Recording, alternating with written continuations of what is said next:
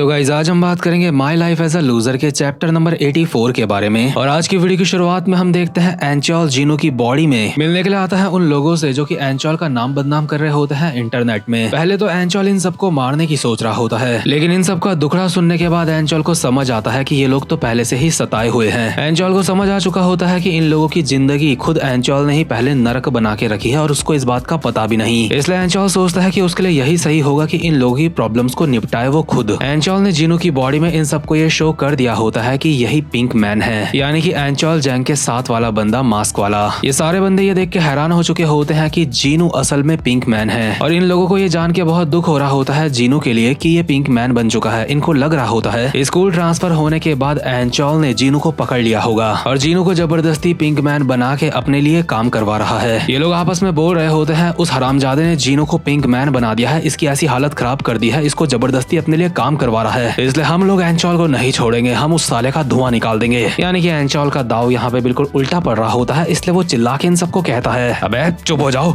एंचोल को मारने के अलावा तुम्हारे दिमाग में और कुछ नहीं आता क्या? वो दरअसल एंचोल अब पूरी तरीके से बदल चुका है, उसने सबके साथ जो कुछ भी करा है उसे इस चीज का पछतावा है और अब वो एक अच्छा इंसान बनने की कोशिश कर रहा है। ये लोग कहते हैं क्या एंचोल बदल चुका है? क्या सच में उसको पछतावा हो रहा है? एंचोल कहता है तुम सबको इस बात का सबूत चाहिए तो नंबर 1 के स्लेव से जाके पूछ लो कि एंचोल ने वो स्लेव वाला सिस्टम बंद कर दिया है। हालांकि जीनू ने एंचोल की बॉडी में जाके नंबर 1 के स्लेव्स के साथ एक अच्छे रिश्ते बनाए होते हैं, इसमें एंचोल का कुछ भी लेना देना नहीं होता, लेकिन एंचोल इस चीज का फायदा उठा रहा होता है इन लोगों के सामने। इसलिए कुछ बंदों को तो ये सुन के राहत मिलती है कि अब वो स्लेव का स्लेव नहीं रहा। इसके बाद एंचोल अपना मास्क निकालता है और इन सबको कहता है अब मैं तुम सबको बताता हूँ कि सच में मैं यहाँ पे क्यों आया हूँ। दरअसल एंचोल को तुम्हारी उस साइड के बारे में पता चल चुका है जहाँ पे तुम उसका नाम बदनाम करते हो, और जब मैंने एंचोल को ये सारी की सारी चीजें दिखाई तो उसने मुझे कहा कि उसको इस बात का बिल्कुल भी आइडिया नहीं था कि उसकी वजह से इतने सारे लोग मुसीबत में पड़े हैं, इतने सारे लोगों की जिंदगी बर्बाद हुई है। उसे इस बात का पूरा एहसास है जब उसने तुम लोगों के साथ गलत करा होगा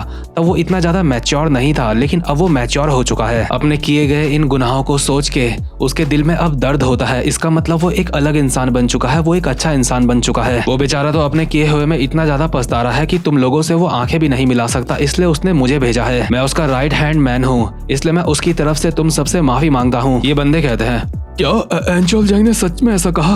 क्या उसको भी एहसास होता है कि दूसरों को दर्द होता है? हाँ, तुम गधों को ये बात सुन के अच्छा नहीं लगा क्या कि वो तुमसे माफी मांगना चाहता है? तो कैसा रहेगा, तुम अब उसका नाम बदनाम करना बंद कर दो क्योंकि वो तुमसे माफी मांग रहा है। लेकिन इतने में ही एलाइट 4 का एक बंदा चिल्ला के कहता है 1 मिनट, आखिर ये किस तरीके की माफी हुई? अगर उसे सच में माफी मांगनी होती तो वो खुद यहाँ पे आता। वैसे भी माफी मांगने के लिए अब काफी ज्यादा देर हो चुकी है, हम लोग अब पीछे नहीं हटने वाले क्योंकि उसकी वजह से हमने काफी कुछ खोया है जो हमें वापस नहीं मिल सकता। इसलिए एंचोल इसके बगल में आके इसके कंधे में हाथ रखता है और कहता है बिल्कुल सही कहा तूने, इसलिए मैं यहाँ पे आया हूँ, इसलिए मुझे अपनी बात पूरी तो करने दे बे। तुझे पता है मैं सबसे ज्यादा अच्छी तरीके से क्या काम करता हूँ? क्या काम करते हो तुम सबसे अच्छे से? मैं एंचोल की करी गई गलतियों को बहुत ही अच्छे तरीके से सुधारता हूँ। अगर बात यह है कि एंचोल की वजह से तुम्हारी जिंदगियां बर्बाद हुई हैं, तो उसकी वजह से जो भी गलत हुआ है मैं वो चीज यहाँ पे सही करने आया हूँ। सबसे पहले मैं शुरुआत करूंगा एलाइट 4 से, या फिर जो भी तुम्हारा नाम है। तुम लोगों ने एंचोल की वजह से जो कुछ भी खोया है मैं तुम्हें वो वापस दिलाऊंगा, तो बताओ तुमने क्या खोया है? तो खैर ये सारे लोग हैरान होते हैं कि एंचोल का राइट हैंड उन्हें वो चीज वापस देने आया है जो एंचोल की वजह से ये लोग खो चुके हैं। इसलिए कटोरा कट वाला लौंडा अपना दुखड़ा सुनाते हुए कहता है अगर ऐसी बात है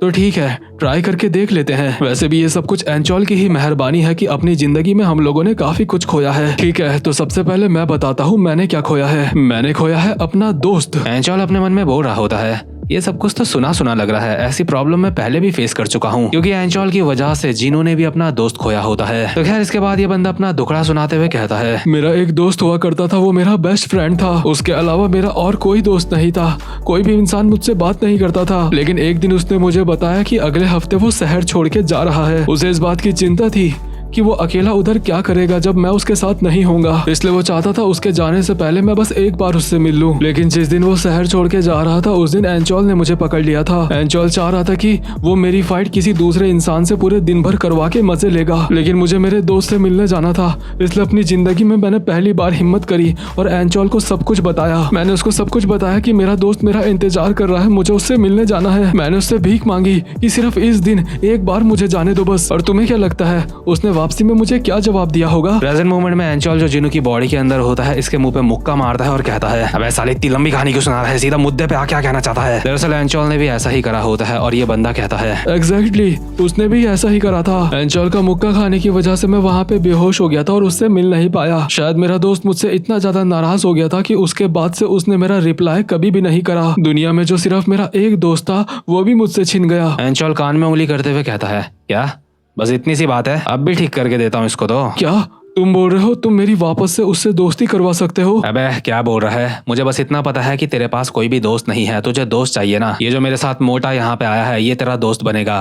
और अभी एंचोल के साथ यहाँ पे आया होता है शुल्गी, लेकिन ये बंदा शुल्गी से दोस्ती करने के लिए तैयार नहीं होता और एंचोल इसको कहता है, अबे गधे, जिसको तू अपना सच्चा दोस्त मान रहा है, जो तुझसे अब बात नहीं कर रहा है, अगर वो तेरा सच्चा दोस्त होता तो तुझसे वो बात करना पहली बात तो छोड़ता ही ना। अगर ऐसा कौन सा दोस्त होता है जो अपने ही दोस्त का रिप्लाई भी नहीं करता। इसलिए उस झंडू को जाने दे और अपनी जिंदगी में आगे बढ़, अपने नए दोस्त बना। ये बंदा कहता है, तुम ये सब मत बोलो, उसकी जगह कोई नहीं ले सकता, वो मेरा अकेला ऐसा दोस्त था जो मुझे समझता था। लेकिन इतने में ही शुल्गी देखता है कि इस बंदे की शर्ट के नीचे जो इसने टी शर्ट पहनी है उसमें एक एनीमे कैरेक्टर बनी है और ऑब्वियसली शुल्गी इस एनीमे कैरेक्टर को जानता होता है कौन सी है। पहले तो ये चश्मित इस कैरेक्टर के बारे में शुल्गी से बात करने में थोड़ा सा शर्मा रहा होता है, लेकिन शुल्गी इससे अच्छी तरीके से बात करता है क्योंकि बात जब एनीमे या फिर ओटाकुस की आती है तो शुल्गी काफी ज्यादा खुल जाता है। तो खैर ये दोनों आपस में बातें करने लगते हैं और एंचोल बचे हुए 3 बंदों को कहता है, तो ठीक है अगला कौन है, अगला बताओ अपनी क्या दिक्कत है। अगला बीच की मांग वाला मोटा कहता है, जो मैंने खोया है उसको पाना इतना आसान नहीं है। दरअसल एंचोल ने जो मुझसे चीज ली है वो है प्यार। दरअसल एक बहुत ही सुंदर लड़की थी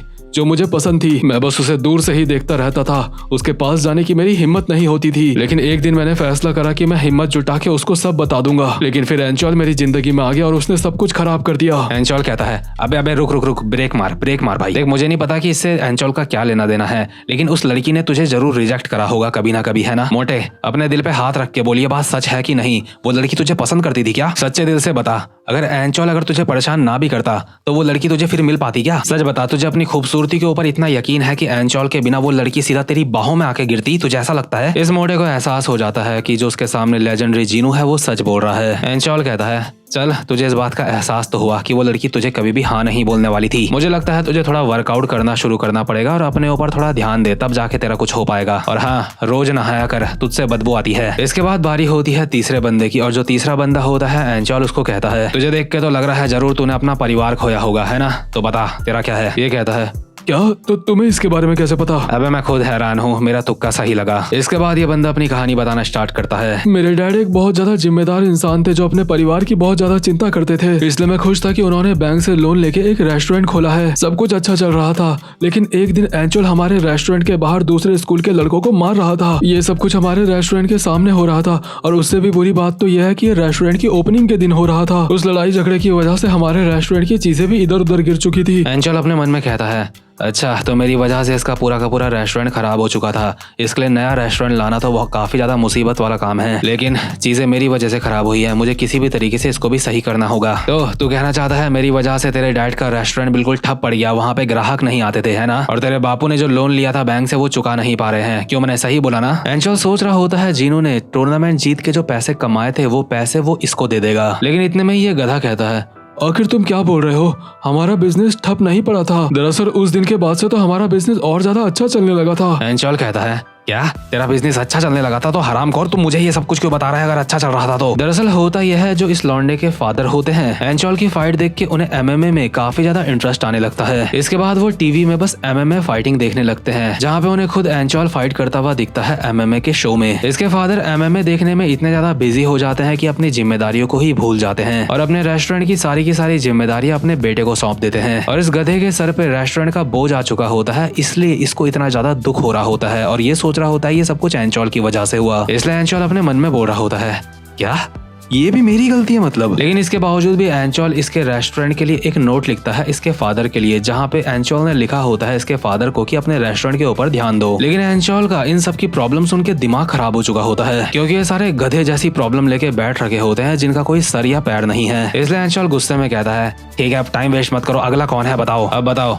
तुम में से और कौन है जो अंदर से खोखला हो चुका है ऐसी छोटी छोटी चीजों की वजह से? इसके बाद एक चश्मिश बड़ी ही अजीब तरीके से कहता है, क्या तुम क्या बोल रहे हो?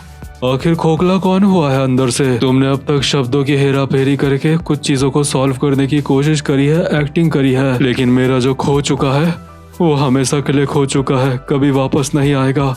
इसलिए मैं एंचोल जैंग को कभी माफ नहीं कर सकता। लगता है इन लोगों की कहानियां सुन के तुझे ऐसा लग रहा होगा जैसे एंचोल ने कोई सीरियस क्राइम नहीं करा है ना, लेकिन ऐसा नहीं है। जाके अपने दोस्त को बता दे कि उसकी वजह से मेरी पूरी जिंदगी तबाह हो चुकी है। एंचोल अपने मन में सोच रहा होता है, मैं तो सोच रहा था ये अंदर से खोखला हो गया होगा या फिर इसने पता नहीं क्या खो दिया होगा, लेकिन जिस हिसाब से ये बोल रहा है मुझे भी समझ नहीं आ रहा है कि आखिर इस मोटे ने खोया क्या है। तो खैर ये मोटा दुखियारों का बाप लग रहा है, शायद इसने कुछ ज्यादा ही खोया है। तो खैर इस दुखियारी आत्मा की कहानी क्या है ये हमें अगले चैप्टर में पता चलेगा। ये वाला चैप्टर यहीं पे खत्म होता है। तो गाइस वीडियो को लाइक और चैनल को सब्सक्राइब जरूर से कर देना। अब मैं मिलूंगा आपसे अपनी नेक्स्ट वीडियो में, तब तक के लिए गुड बाय।